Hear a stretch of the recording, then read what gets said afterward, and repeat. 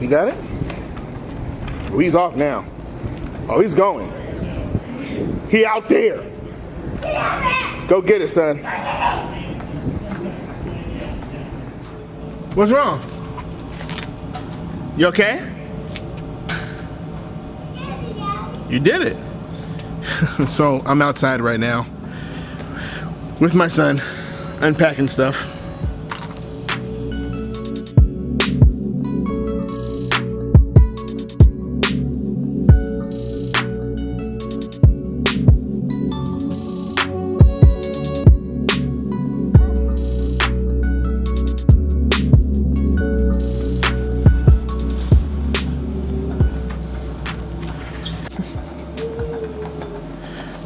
My son. So I come out to the storage, and part of the thing that I do to kind of make sure that he doesn't run his mom crazy at home is I bring him with me, and we come out to the storage spot. Basically nobody out here.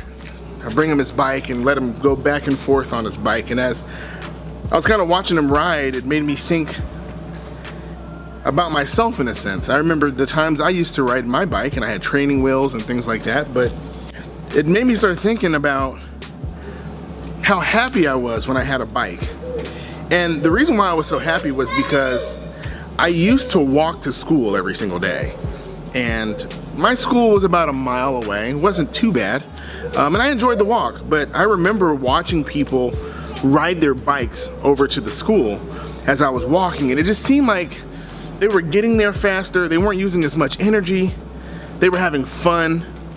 And so I remember asking my parents for a bike, and they bought me my bike, and I was able to ride my bike to school, and it was great and it was fun.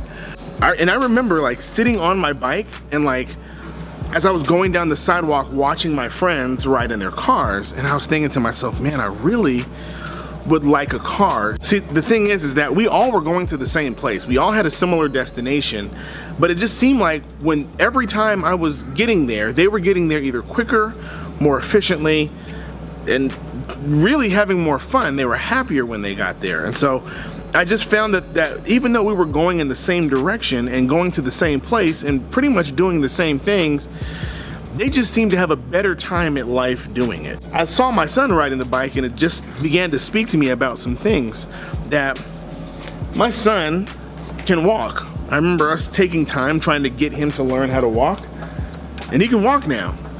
But the minute I brought that bike out, he wanted to sit down, he wanted to just go. And as you guys can see, he's going back and forth. He's really not going anywhere in particular, but it's the idea that he's progressing, but it's that he's able to sit and he's able to progress more comfortably. Is that the bike gives him access to get to where he's going, but to get there without using half of the energy that he needed before. It's ironic, but that's sort of how life works, is that we all have a destination in mind, and we all have the ability to get there, but we're all trying to get there in the most efficient way possible. Time to turn around, come back this way. We all want to be able to get to where we're going without having to have the issues. But as you guys can tell, as I keep saying, I keep telling my son to turn around. And what I've realized in life is that there were moments and seasons where I was trying to get to a place, but I didn't know where I was going. In fact, I was just so comfortable in the fact that I was comfortable in life. I wasn't progressing like my son. I was just going back and forth, no destination in mind. But the fun for me is what kept me doing the same thing over and over again. My son can literally go back and forth on this straightaway over and over and over again because it's fun. Now, he's not doing anything important. It's not helping him in any way. It's just fun. And how many years of our lives have we wasted by just doing the same things over and over again, not because they were beneficial, but because they were fun? See, the truth is that when you're on your way to a destination, you have a destination in mind, it actually causes you to want to progress. See, my son's on a 3-wheel bike right now, a tricycle right now. But if he were trying to get from here back home, which is several miles away, that tricycle is gonna hinder him. The fact that he has a destination should make him want to make the vehicle that he's in more efficient. So for instance, if you know that you're called to have a certain type of career, come back! If you're called to have a certain type type of career, and you know you're called to be in a specific area in life, then the job that you're working right now, we should be trying to find a way to become more efficient with our skills to get us to the destination. That if we don't know what we're doing, and we don't know what we're called to be, and we don't know the destination in life, then we'll sit at our job doing the same things over and over again, because we really have no necessity to go forward and to progress and be more efficient with our life. So as my son gets older, this is not going to be fun for him anymore. He's going to see his friends riding two-wheel bikes. He's going to notice that they get to where they want to get a lot faster. So he's going to want to get into something better, to do better with his life. His request of me is going to be different. Even when he gets done with the two-wheel bike, he's going to notice his friends on four wheels and a steering wheel. And he's going to ask me or his mom if he can have a car. All of these things are signs that he's growing. It's not that he's not satisfied with what he has. He just knows that he can get to what he needs to get to, or where he needs to get to, quicker and easier and more efficient if he has the proper tools.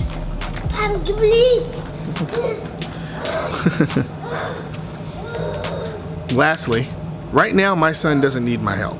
He's learned how to ride his bike, but on this terrain it's really weird. It's like it has two slopes, but it has levels going from one end to the other. Basically, we're sitting on a sloped hill that has small, tiny hills as he goes. All right, time to turn around. And when he's going downhill, it's so much fun because he can ride down the hills and he doesn't need my help. But every now and again, he's trying to go up the slope. And as he's trying to go up the hill and trying to go up the slope, it becomes way tougher. And as he's going up the hill and as he's trying to go up the slope, it becomes way more difficult for him. And so at those moments, at those points in time, he yells out, "Daddy." And I go over to him and I don't take him off the bike, or I don't tell him that he can't do it. I give him a gentle push. I just give him a push up the hill, just a little bit of help, and he keeps on going. That's what God does for us.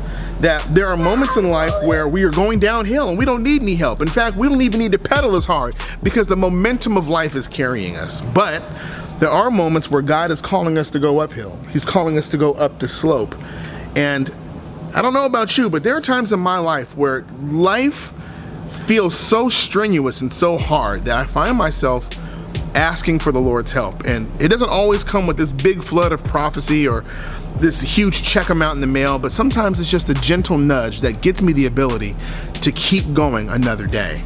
But the more we come down to the storage spot and the more he rides, I've noticed that there are moments where he hits a slope and he hits a hill and he calls for my help, but it's not because he necessarily needs me. He's just accustomed to me coming and giving him the nudge. If I really want him to get better, then when he does call me and I see him struggling, sometimes I let him struggle. I let him struggle for two reasons. Number one, I want him to see that he actually can get up that hill, that I know that he's stronger than what he believes in himself. And so if he would just let go of what he knows will get him over the hill and rely upon the strength that he's already been born with to get over the hill, then he'll discover something about himself that will cause him to trust himself a little bit more. It's not that he doesn't need me, and it's not that I don't want to help him. It's just that I want him to understand who he is and what he's capable of. And if it gets too hard and the cries get too loud, then I'll go and I'll help him. But normally I'll just tell him you can do it. Maybe you were like me and you found yourself getting into a rhythm of every time you needed help, you called on God.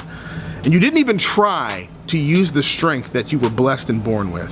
And maybe you feel like God is not there. Maybe you feel like God is not listening. Maybe you feel like God has forgotten about you. I want you to think about it differently. Maybe God sees exactly what you're going through. In fact, he does see exactly what you're going through. But is it possible that he's not responding in the normal way because he wants to show you a different level of yourself? He wants you to understand that you're actually capable of doing greater, better, and more than what you're currently doing. Turn around, son. Come back this way. That maybe he won't give you a raise on the job because the more he gives you raises, the more comfortable you are with that job. Maybe he wants you to get so frustrated at that job that you begin to write books and create your own business. Maybe he's showing you that there's another side to you. There's a greater side to you than what's being stuck in a cubicle.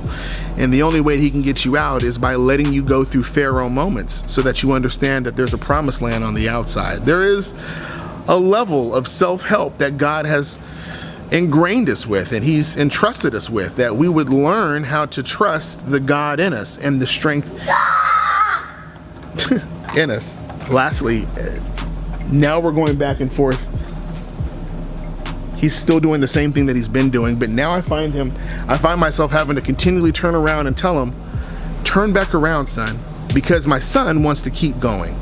Because now he's gotten so tired of turning around. He wants to see what's on the other side. But I'm holding him back right now, not because I don't think he's capable of going further, but it's not because he's not capable, not because he doesn't have the strength or I don't trust him on a bike, but it's because he's not at an age right now where I can trust him to be places where cars are. You see, I know the dangers that lie outside of this realm that he's tired of. And he hasn't developed to a point where I can trust him to be on the other side of this wall. That I'm keeping him here for his safety, because if I let him go where he wants to go, he could end up dying. My protection is not in stopping the car from hitting him. My protection is from stopping him from even getting involved with the car. For some of us, it's what God is doing for us right now. It's not that God doesn't trust you to be in a relationship. He's keeping you away from the relationship because it's not safe. The true protection of God is not causing somebody to come into your life and change and be better. But sometimes God's protection is you never getting involved with that person in the first place. Now, my son could go behind my back and he could ride out there and he can get hurt and be in danger. And he could be mad and say, Dad, why didn't you stop me? Or the truth is, I could turn back to him and say, why didn't you listen? Maybe some of the failures in our life wasn't because God didn't protect us. Maybe some of the failures in our life was because we wouldn't listen and we left his protection. I'm protecting him here. But when he steps outside of the range, he steps outside of this eyesight, he goes where I tell him not to go. He's stepping into a territory that he's deciding to leave my protection. The truth is, I won't even let him get there. As soon as he decides that he doesn't want to listen, I will take the bike away from him and bring him to a place where he can't get away. I'll strap him in the car seat, I'll put the car away, and we'll drive back home. That's for his protection. Nunu, time to turn around. And every time I say it's time to turn around, he hates it. He absolutely hates it. You can do it, son. You can do it, just turn the wheel. There you go, turn. My son hates it every time I tell him to turn back around. He hates it. He feels like I'm stopping him. He gets upset with me. And at one point, he even crossed his arms and got off of his bike. How many times have we gotten off of the train with God? Like God has had us in a place and we've been so frustrated with what he's been saying over and over again, and we're tired of having to wait. And we cross our arms and we step outside of our destiny. It doesn't bother me one bit, and I'm sure it doesn't bother God one bit. The truth is that I own that bike, and the only reason why he's able to ride that bike is because I own him. I own that bike, and I created him. And so because he's my creation and I provided him with something, if he decides he doesn't want to use what I've given him, I can gladly donate that to somebody else. So, turn back around, son. So,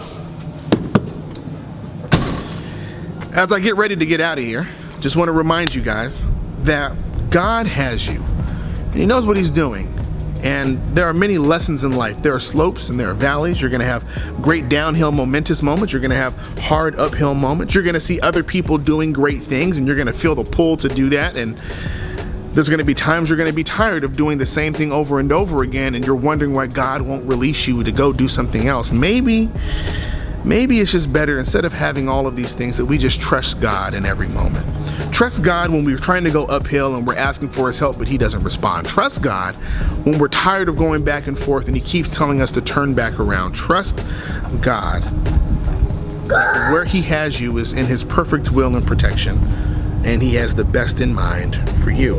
So, while you're in that space, just remind yourself that everything that you do, just keep God numero uno. Love you guys. I'm out.